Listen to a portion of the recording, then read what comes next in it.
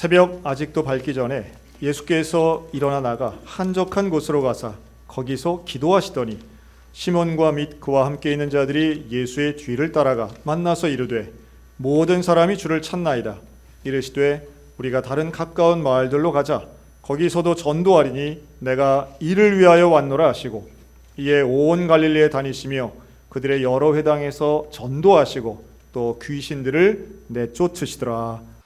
오늘부터 우리 교회는 대림절 기간을 지냅니다. 예수님이 인간의 육체를 입고 이 땅에 오신 성탄절까지의 한 달 기간을 우리는 대림절로 지냅니다. 그래서 앞으로 4주간 우리는 예수님의 오심을 기다리고 기뻐하고 또 준비하는 기간으로 지낼 텐데요. 여기에 따라서 오늘은 그 첫 번째 시간 예수님이 오신 이유라는 제목으로 함께 말씀을 나눕니다. 마가복음 1장을 고른 이유가 있습니다. 예수님이 직접 말씀하셨기 때문인데요. 내가 이를 위해 왔노라 라고 말씀하시는 장면입니다. 그러니까 예수님이 스스로 내가 여기 왜 왔는지, 내가 이 땅에 왜 왔는지를 스스로 밝히는 장면인데 이곳은 제자들과 함께 먼 마을들을 다니면서 전도하시며 하신 말씀입니다. 그러니까 예수님이 이 땅에 왜 오셨는가 오늘 세 가지를 좀 말씀드릴 텐데요.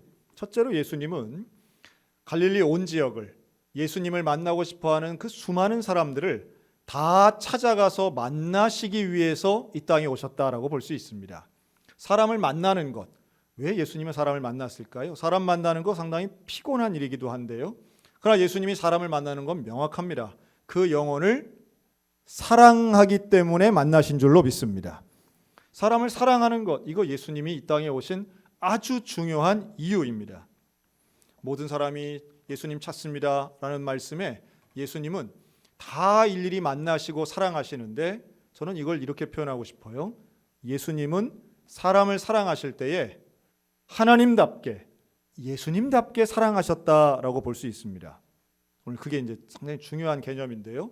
예수님이 우리를 사랑하시는데 어떤 시혜성으로 뭔가 은혜를 베풀어 주시면서 사랑한다라기보다 하나님답게 우리를 위해서 가장 많은 걸 희생하시면서 우리를 사랑하신다는 거죠. 그리고 그 사랑에는 일방적인 것처럼 보이지만 우리를 그 어떤 존재보다 가장 귀하게 여기시는 하나님의 특별하신 사랑이 여기에는 존재합니다. 제가 최근에 한 강의를 하나 유튜브를 통해서 봤습니다. 근데 그 강의 내용이 제가 한 몇 번씩 말씀드렸던 케이블 방송의 프로그램을 이제 분석한 내용이었는데요. 그 케이블 방송의 프로그램은 나는 자연인이다라는 프로그램입니다. 몇 번 말씀드린 적이 있습니다. 그런데 이거를 좀 새로운 시각으로 이걸 분석하셨더라고요. 그러니까 이 나는 자연인이다가 어떤 면에서 좀 특별한가 하면 일단 출연진이 여성이 별로 없습니다. 또 젊은이가 별로 나오지 않습니다. 대개 거기에 출연하시는 분들은 나이가 좀 있는 중년의 남성분들이 대개 여기에 출연하시죠. 그리고 자연이라고 하면 다양한 자연이 있을 수 있잖아요. 뭐 강도 있고 벌판도 있고 바다도 있는데 거기서 말하는 자연은 주구장창 산입니다. 산 속에 사는 중년의 남성들. 그리고 이분들의 공통점이 또 있어요. 먹는 게 상당히 단순합니다. 부지런하게는 움직이는데 하루의 일과가 되게 단순해요. 근데 그러면서 뭐라고 얘기하느냐? 여러분 행복하다 얘기합니까? 불편하다 얘기합니까? 다 행복하다고 얘기합니다. 그냥 물속에 첨벙해도 행복하다고 그러고 수염을 이렇게 기르시고도 행복하다고 그러고 무슨 된장찌개 하나 끓이고 밥 하나 이렇게 먹으면서 맛있다고 그러고 또 거기 사회 보는 또 젊은 연예인은 꿀맛이라고 그러고 둘이 뭐 주거니 받거니 먹으면서 합니다.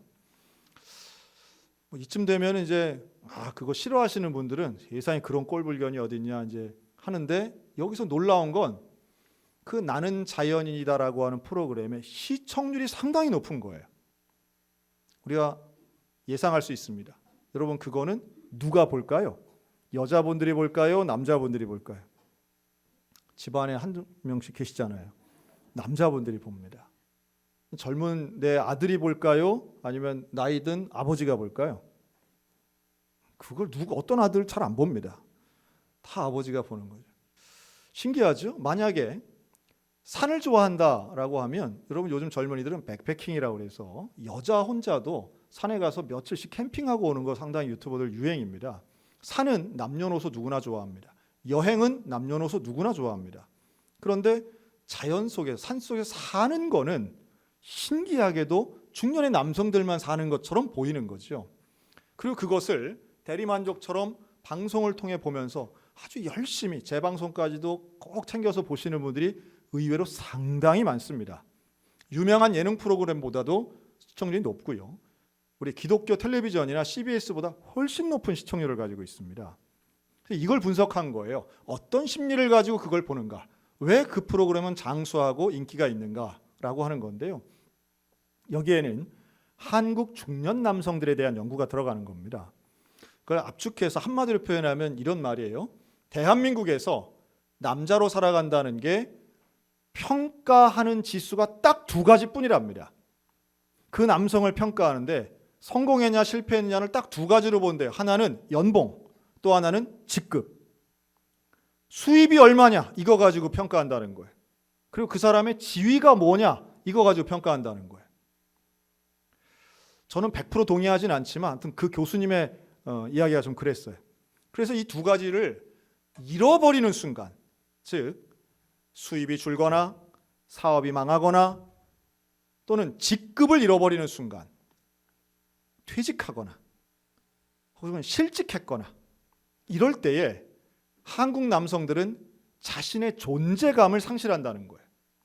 그래서 나는 무가치하구나, 나는 무시당하는구나, 나는 필요가 없구나 이런 생각을 하면서 스스로의 인생을 아주 비참하게 돌아보는 기회가 생긴다는 거예요.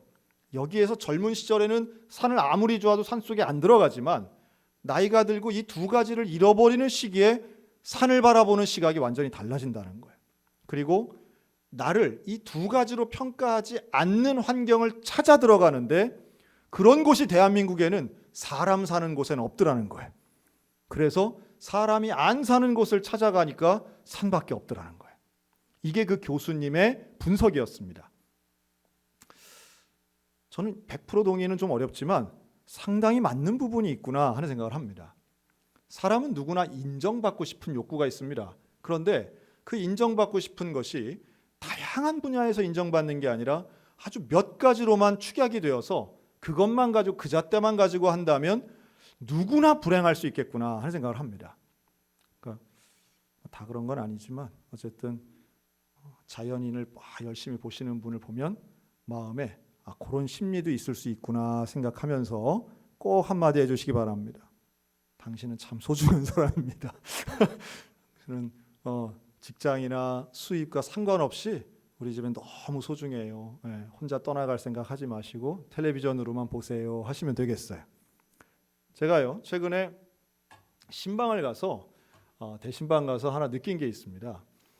우리 서면에 사시는 권사님 댁인데 이 권사님 댁이 마당도 넓고 시골이니까 집도 큽니다. 그런데 이 집에는 개를 키우시는데 개를 3마리 키우고 계시더라고요. 근데 그 3마리 중에 2마리는 마당에서 키우시고 1마리는 집 안에서 키우시는 거예요. 저도 이제 경력이 쌓이다 보니 이 개랑 같이 예배 드리는 경우가 상당히 많습니다. 반려견, 반려묘, 고양이하고도요. 근데 이제 다양한 케이스들을 보는데요. 어떤 강아지는 예배 드리는데 아주 분주한 강아지들이 있죠.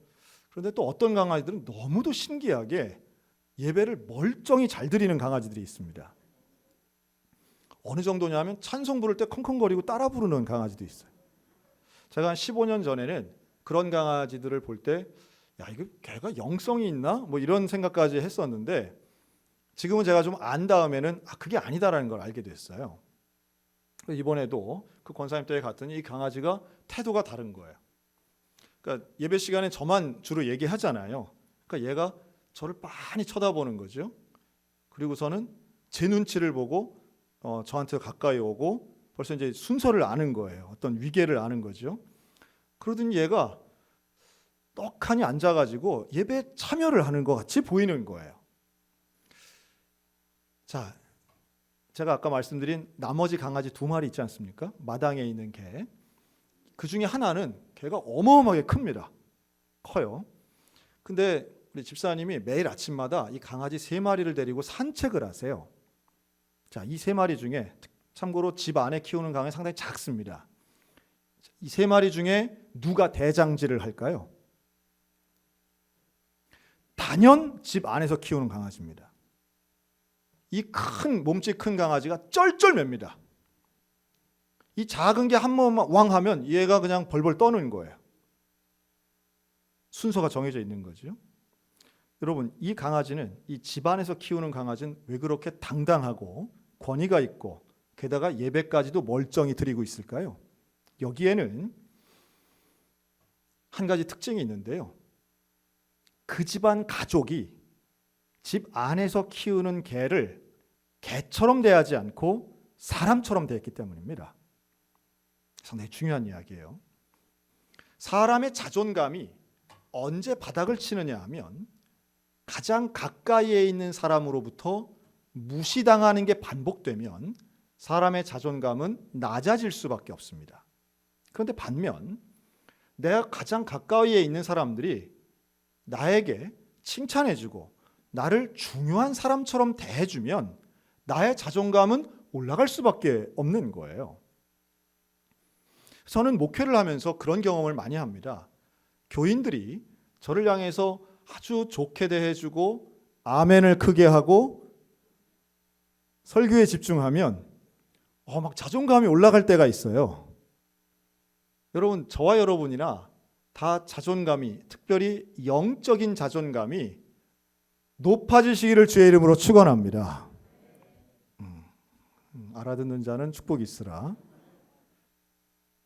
그런데 같은 대상이어도요, 그러니까 존중해주면, 존중을 받으면 관계 속에서 큰 풍성함을 누린다는 거예요. 스스로도 자존감이 올라갈 수밖에 없어요. 하다못해 강아지들조차도 사람처럼 대하면요, 본인이 사람인 줄 알아요. 그래서 가족의 일원처럼 행동해요. 고양이도 마찬가지예요. 그래서 제가 볼 때는요, 이 존중받고 존중하는 것을 가장 잘하신 분이 누구냐 하면 그게 바로 예수 그리스도입니다. 여러분, 예수님이 우리를 사랑하시기 위해서 스스로 하늘의 영광을 버리시고 이 땅에 인간의 몸을 입고 내려오셨다는 거예요. 여러분, 이것은 우리와 대화하시고 우리와 사랑하시기 위해서, 다른 말로 하면 우리를 존중해 주시는 하나님의 은혜인 줄로 믿습니다. 하나님이 우리를 사랑하시기 때문에 도저히 있을 수 없는 일이 일어난 거예요. 사랑은 서로 간의 동등됨을 전제합니다. 사랑은 일방적으로 위에서 아래로 아랫사람처럼 대하듯 불쌍하게 보면서 하는 건 진정한 사랑이라고 볼 수 없겠죠. 그런데 예수님은 우리를 사랑하시기 위해서 아예 눈높이를 인간처럼 낮추신 거예요. 내려오신 거예요. 그날이 성탄절입니다. 여러분, 예수님이 우리를 위해서 이 땅에 오셨다라고 할 때 그 가치, 그 크기, 그 은혜를 우리가 이렇게 좀 생각해 보시면 좋겠어요. 예수님이 우리를 예수님처럼 대해주신 거예요. 하나님 우리를 사랑하시는데 하나님처럼 봐주시는 거예요. 여러분, 그 은혜가 우리 각자에게 그 예수님의 사랑으로 임해서 나를 사랑하시기 위해 오신 예수님과 눈을 마주치고 함께 손을 잡고 교제하는 만남의 복을 누리시기를 주님의 이름으로 축원합니다. 이것 때문에 오신 거죠. 그리고 두 번째는 예수님이 가시는 곳마다 사랑하는 그 사람들에게 뭘 전하시느냐? 복음을 전하세요. 예수님 전도하러 오신 거죠. 그리고 이 전도는 결국 구원과 연결되는 겁니다. 복음을 전하시는 거예요. 그 예수님 구원하기 위해서 오셨다. 우리가 제일 많이 쓰는 표현이긴 한데요, 정말 맞는 이야기입니다. 사람들을 만나 사랑하고 교제하고 그리고 그들에게 복음을 전하시는 것, 예수님이 가장 중요하게 여기시는 일이었습니다. 그런 취지에서 우리 예수님을 믿는 우리들은 어떤 일상을 살아가듯 전도적이어야 됩니다. 전도가 방향의 어떤 포커스가 돼야 돼요. 교회는 무슨 일을 하든 복음 전파, 전도에 집중해야 됩니다. 그게 목적인 거예요. 봉사를 해도, 구제를 해도, 어떤 창의적인 일을 해도, 교육을 해도 결국엔 영혼 구원이 가장 중요한 목적이 돼야 됩니다. 그 목적을 위해서 다양한 일들도 있는 거죠. 저는 최근에 아주 특별한 거 하나 경험했는데요. 여러분, 우리 교인들 집에 가면 춘천에서 참 많이 보는 거예요. 교인들 집에 가면 대문에 교패가 붙어 있습니다. 전 지금까지 제가 살았던 어떤 지역보다 춘천이 교패가 많이 붙어 있는 지역이라고 느끼고 있습니다. 그때마다 얼마나 참 뿌듯한지 몰라요. 그래서 우리 교인들 집에도 이제 우리 교회 교패가 붙어 있고요. 그럼 옆집엔 또 뭐가 붙어 있나 저는 항상 봅니다. 보면은 뭐 어디 중앙교회 교패도 있고요. 뭐 장로교회도 교패도 있고요. 요새는 불자의 집 뭐 이런 것도 많이 붙어 있어요. 근데 이제 우리 교회 교패를 제가 이제 대개 붙이는데 그 붙일 때는 왜 그걸 붙이는가 한번 생각을 해봤어요. 물론 거기에는 우리가 이렇게 예수를 믿는다라고 하는 거룩한 커밍아웃 뭐 이런 의미도 있겠지만 저는 개인적으로 여기다 조금 붙였던 원래의 목적보다는 조금 더 해석이 좀 좋다고도 생각이 드는데요. 마치 유월절 어린 양의 피를 문설주에 발라 어떤 구원과 해방의 의미가 있듯이 저는 그거 붙이면서 하나님, 대개는 이제 새신자 집을 신방할 때 그걸 붙이니까요. 하나님, 이 가정에 모든 가족들이 다 예수 믿고 구원받게 하여 주시옵소서. 특히나 가족 중에 불신자가 있는 가정들이면 더 간절합니다. 그런 마음으로 또 붙이기도 합니다. 자, 그런데 제가 최근에 경험한 건 좀 특별한 일인데 2년 전에 우리 교회 등록하신 분이 계세요. 이 윤명자 성도님이라는 분인데요. 이분이 원래는 고향이 부산이고 서울에 이사 가서 오래 사시다가 춘천에도 조금 사시다가 다시 서울로 이사 가셨던 분이에요. 근데 이분이 2년 전에 이제 춘천으로 다시 이사를 오시게 됐습니다. 가족 뭐 집안 일이었죠. 그리고 춘천에 와서 이제 생각할 때에 내가 이제 교회를 좀 가야 되겠는데 어느 교회를 가면 좋을까 고민을 한 거죠. 젊은 분들 같으면 스마트폰으로 검색을 하든지 할 수도 있는데 이분은 70이 넘으신 분이어서 어느 교회를 갈까 하다가 고민만 생각만 하다가 외출 갔다가 들어오다가 보니까 아니 새로 이사 온 자기 집인데 대문에 교패가 붙어 있었던 거예요. 그러니까 이 전 주인이 붙였던 교패였던 거죠. 근데 어느 교회 교패가 붙어 있었을까요? 소양교회 교패가 붙어 있는 거예요. 그 보고선 교패에 전화번호가 있는 거예요. 전화를 한 거예요. 그래갖고 소양교회. 그래서 나 교회를 좀 가고 싶은데 어떻게 하면 갈 수 있느냐. 안내를 받아서 우리 교회를 오신 거예요. 그리고 예배를 드리고 우리 교회 차량에 시덕권 장로님이 모셔다가 집에 모셔다 드리면서 그 차 안에서 또 우리 권사님하고 참 놀라운 거예요. 여자분들은 60, 70대 여자분들은 그 능력인 것 같아요. 하나님 준 재정인 것 같아요. 처음 만났는데 한 30년 지기 친구처럼 이제 그 차에서 한 2, 30분 만에 친해지신 거예요. 그리고 다음 주에 또 꼭 만나자. 그리고서는 그렇게 교회를 몇 주 오시고 이제 등록을 하신 거죠. 그리고 이번 신방도 받으셨어요. 참 귀한 일이죠. 그러니까 그런 과정을 잘 보면 사실 교패는 그런 목적으로 붙인 거는 아니라고 생각이 들지만 그럼 우리 교회가 복음 전파를 위해서 무엇이든지 하려고 애쓰고 또 교패만 있다고 되겠습니까?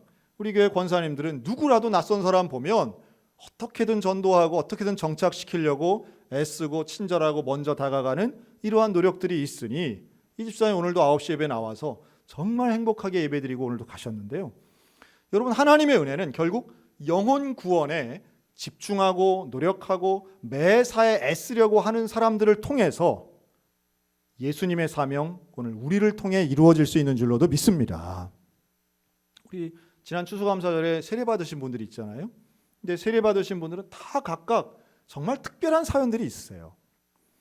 그 중에 한 분 제가 오늘 소개하면 이분은 정말 교회 안 다니시는 분이에요. 그런데 자기 아이가 유치원에 간 거예요. 열린 유치원. 그 유치원에 갔는데 그 유치원에서 자기 걔의 친구, 그 친구 부모님이 소양교회 집사님들이었던 거죠. 애들끼리 친하고 그러니까 부모님들끼리도 친해지게 됐어요. 요즘은 학부회라고 그래서 아버지들도 적극적입니다. 그래서 이 유치원에 그걸 유치원 동창을 매개점으로 해서 이 부모님들 모임이 지금 애들은 초등학생인데 지금도 자주 모인다는 거예요. 그래서 모여가지고 얘기를 한 거죠. 아유, 그 애랑 우리 친한데 주일날 우리 교회 좀 보내봐. 그래서 애부터 보냈어요. 애가 재밌다니까 엄마도 몇 번씩 오는 거예요. 엄마도 와보니까 좋거든요. 그리고 지난 작년 성탄절 발표회 때 이 아이가 여기서 발표를 한 거예요. 그래서 그 아버지한테 아이가 발표를 하니까 오라고 한 거예요. 그때 이 아버지가 온 거예요 또.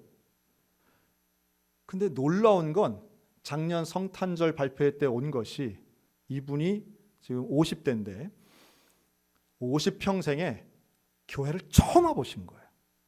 야, 대한민국에 아직도 그런 분들이 많아요. 대개 5, 60대 정도 됐으면은 한 번쯤은 교회 갈 만도 한데 평생 처음 온 거예요. 자식 관련된 거니까 온 거죠. 참 감사하게도 그 엄마가 지난 추수감사주일날 세례를 받았어요. 저는 그 과정에서 뭐가 제일 중요할까라는 생각에 여러분 사회생활을 하면서 다 큰 대한민국 성인이 누가 교회 가자고 하면 가는 분들의 심리는 뭘까요? 물론 본인이 어떤 영적인 갈급함이 있어서 오기도 하지만 대개는 이게 무관심한 사람이 교회 온다라고 할 때는요, 저는 한 가지 아주 중요하게 봅니다. 즉 초청한 사람에 대한 신뢰감입니다. 누가 청하느냐라고 하는 거예요. 그런데 이 학부형, 이 성도님 마음에는 이 초청한 소양교회 집사님들에 대한 신뢰감이 있었던 거예요.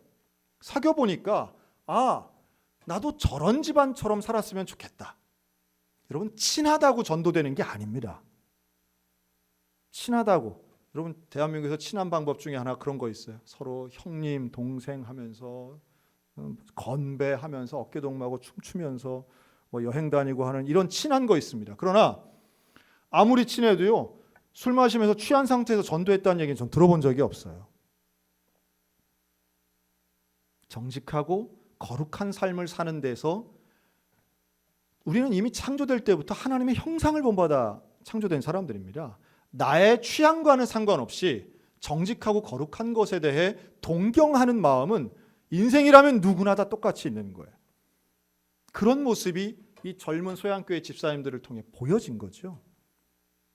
그리고 평생토록 교회에 대해 관심도 없고 한 번도 가본 적이 없는 분들이 소양교회를 나오고 세례까지 받았다는 것은 결국 하나님의 은혜이기도 하지만 전도자의 그러한 사명과 평소의 삶과 언행이 기본적으로 있었다라고 저는 봅니다. 사랑하는 성도 여러분, 우리가 예수님이 이 땅에 오신 가장 중요했던 이유, 영혼 구원에 우리도 관심 갖고 함께 동참했으면 좋겠습니다. 일생을 살아가며 한 명의 영혼을 전도하는 것 얼마나 귀한 일인지 몰라요. 우리의 모든 삶의 생활의 전체는 결국 복음을 전하고 전도하는 데 집중되어야 할 것입니다. 오늘도 이 코로나19 상황에 누구를 만나거나 혹은 누구를 전도하는 게 상당히 부담스러운 건 사실입니다. 그러나 방법은 늘 진보하는 거죠. 여러분, SNS를 통해서 그토록 많은 카톡을 주고받는데 우리의 카톡 중에 예수님에 대한 내용은 과연 얼마나 있으십니까? 내가 당신을 위해 기도하고 있습니다 라고 하는 말을 우리는 몇 명에게나 보내고 있습니까? 숱한 정보와 걱정과 남 흉보는 거에 대해서는 그렇게도 많은 것들을 오고 가고 대화하는데 우리는 과연 전화하고 카톡하고 SNS를 쓰면서 예수님에 대해 소개하고 복음에 대해 이야기하는 건 얼마나 있느냐라고 하는 말씀이에요. 우리에게 좀 그런 고백과 그런 전달과 전도할 수 있는 용기가 있었으면 좋겠습니다. 예수님은 이 일을 위해서 우리가 내가 왔다라고 말씀하고 있어요. 예수님이 이 땅에 오신 이유 영혼을 구원하고 복음을 전파하기 위함입니다. 그리고 마지막 세 번째, 예수님은 온데 가서 사람들을 만나고 사랑하시고요, 만나는 사람들마다 복음을 전파해서 영혼을 구원하시고, 그리고 오늘 마가복음 1장에 보면 39절 귀신을 내쫓으셨다라고 말씀합니다. 이 귀신 쫓는 것은요 상당히 여러 번 나오는데요, 이 귀신이 의미하는 것은 조금 폭넓게 보면 이렇게 볼 수 있습니다. 예수님은 우리의 문제를 해결해 주셨다라고 하는 거죠. 가장 심각한 문제, 이 귀신을 통해서 있었던 영적인 문제, 정신적인 문제, 환경의 문제를 예수님은 해결해 주시는 거예요. 우리의 삶을 도와주시는 거죠. 이 귀신 들린 문제들은 사람의 힘으로 어떻게 해결이 잘 안 되는 거예요. 비슷한 상황이 마가복음 9장에도 나옵니다. 이 아들이 귀신 들려서 풀 수 없는 문제를 가지고 온 아버지가 나오죠.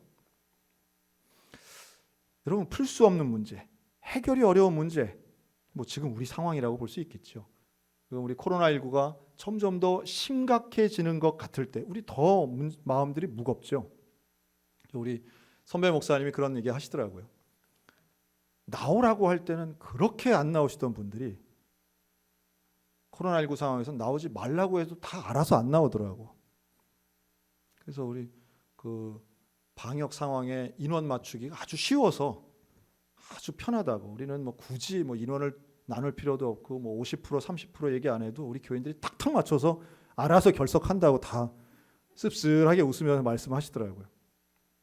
지금 우리의 문제는 결국 교회의 현실이기도 하지만 앞으로가 더 문제다, 이런 생각들을 다 가지고 있지 않겠습니까? 사실은 해결할 수 없는, 개인이 어떻게 해결할 수 없는 문제임은 명확합니다. 그걸 어떻게 해야 될까요? 마가복음 9장에 나오는 이 아버지가 아들의 문제를 가지고 제자들에게 왔을 때 이 제자들이 아무리 귀신을 쫓으려고 해도 되지 않는 거예요. 그런데 예수님께로 가져왔을 때 예수님이 그 귀신을 쫓아내시고 문제를 해결하세요. 그 제자들이 묻습니다.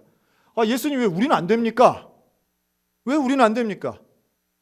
여러분, 이게 예수님이니까 되었을까요? 예수님이 여기에 마가복음 9장 29절에 이렇게 답변을 하시는데요. 기도 외에는 다른 이유가 없느니라. 기도 외에는 다른 게 없다라고 명확하게 말씀합니다. 예수님이 기적을 일으키시고 문제를 해결하신 그 원인, 그 해답을 기도라고 말씀하세요. 예수님의 능력이 아니라 기도라고 말씀하세요. 그러고 보니 오늘 읽은 마가복음 1장 35절에 예수님의 매일마다 반복되는 일상을 말씀하는데요. 예수님은 아직 새벽 밝기 전에 나가셔서 한적한 곳에 가서 기도하셨다라고 말씀합니다. 새벽 기도하신 거죠. 그런데 이 새벽 기도가 얼마나 간절하고 얼마나 온전한지, 예수님은 사실 기도가 필요 없는 능력 있는 분처럼 보이는데, 그런데도 예수님은 매일마다 새벽에 일찍 일어나서 기도하시는 거예요. 이게 원래 당황되면 끄려고 하면 잘 안 꺼져요. 평소에는 잘 오지도 않는 전화가 또 그렇게 오는 거죠.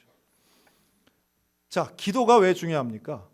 기도는 우리의 인생에서 천천히 해서 잘 꺼보세요. 지금 예배 자체가 지금 다들 쳐다보시네요. 천천히 해서 잘 꺼보세요.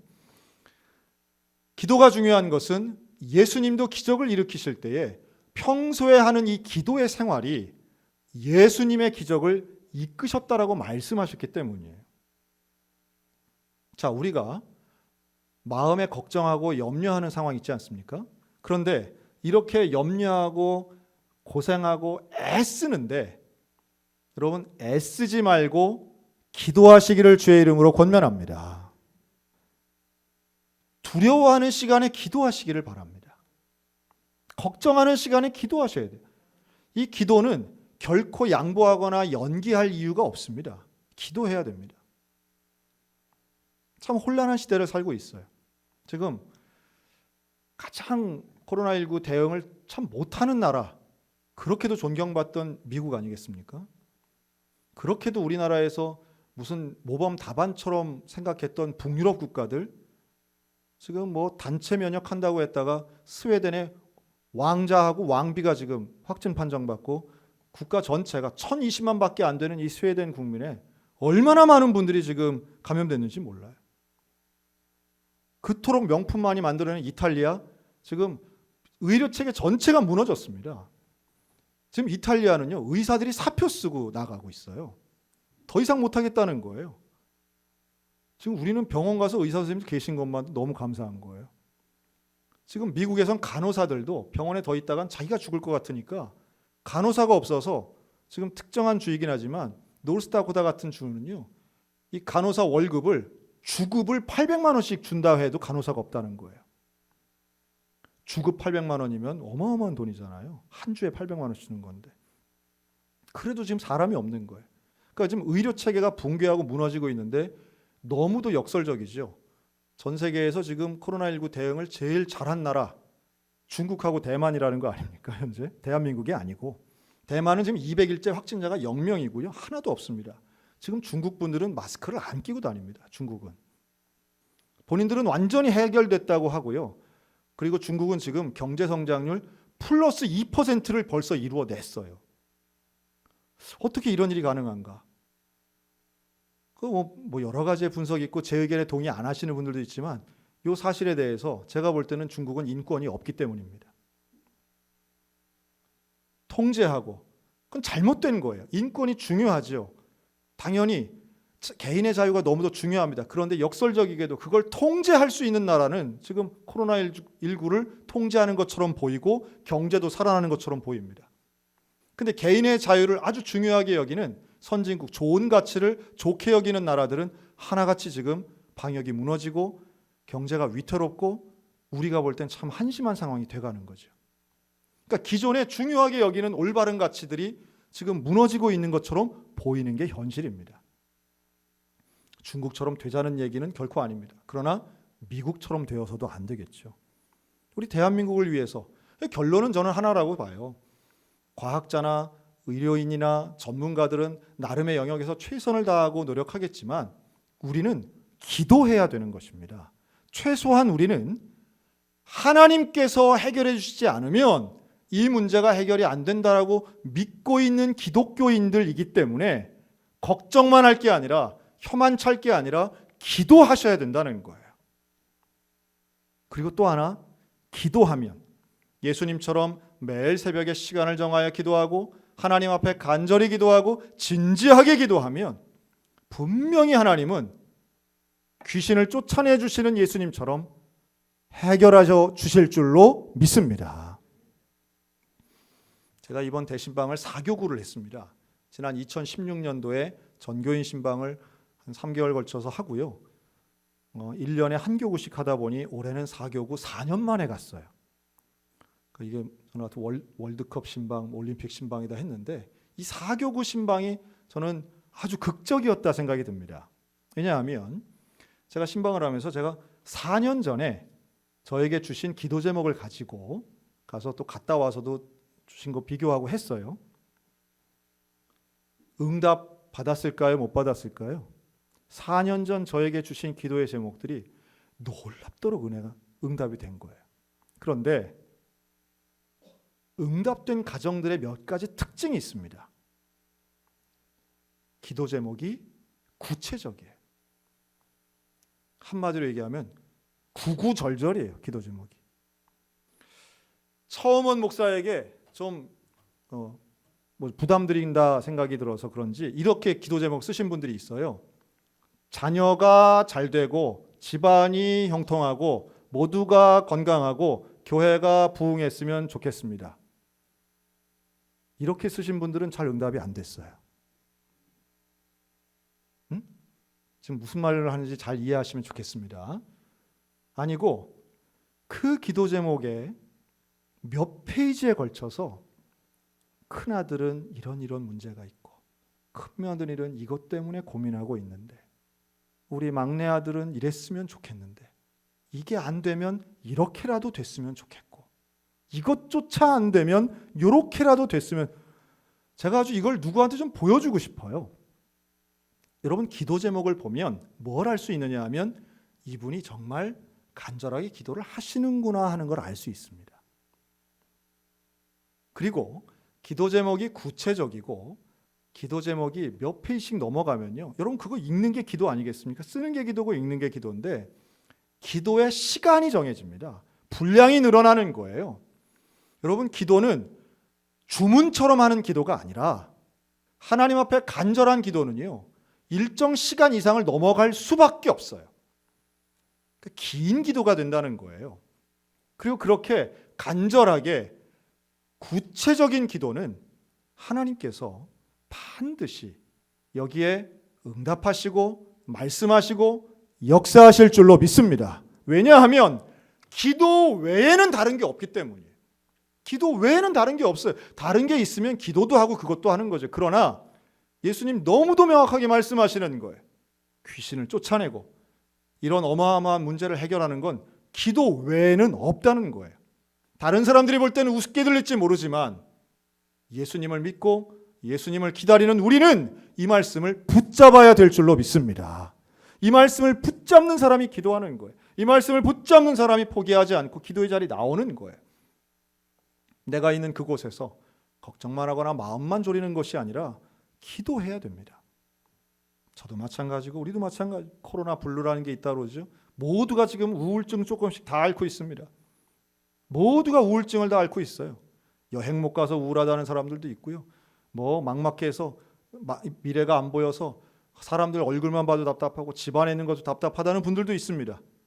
그것만 해도요. 그 정도 고민만 해도 배부른 거죠. 수입이 아예 없고 아예 없는 것이 빚을 지게 되어서 마이너스가 되고 남들은 집값이 수십억씩 올라간다는데 나는 있을 집도 없고 매일 월세 걱정만 해야 된다는 건 우울증을 넘어서 거의 자살 충동인 거예요. 그런데 자살 충동은 영적으로 본다면 그게 바로 귀신의 역사입니다. 그렇다면 오늘 우리에게 정말로 필요한 것은 기도하는 거 아니겠냐는 거예요. 여러분 기도할 때 마음이 변화되고 영혼이 변화되고 상황이 바뀔 줄로 믿습니다. 하나님의 역사가 이루어지는 거예요. 여러분 주님이 말씀하시는 이 말씀을 우리 진지하게 붙잡았으면 좋겠습니다. 그리고 여전히 살아계신 그 예수 그리스도가 이 땅에 다시 오심을 믿고 이번 성탄절, 이번 대림절은 나를 사랑하시는 예수님, 나를 존중하셔서 이 땅에 오신 그 예수님, 우리에게 복음을 전하여 구원하시는 예수님, 그리고 귀신을 쫓아내며 우리의 인생의 문제를 해결해 주시는 그 예수님을 기다리며 간절한 마음으로 주와 동행하는 우리 믿음의 성도들 다 되시기를 우리 주님의 이름으로 축원합니다.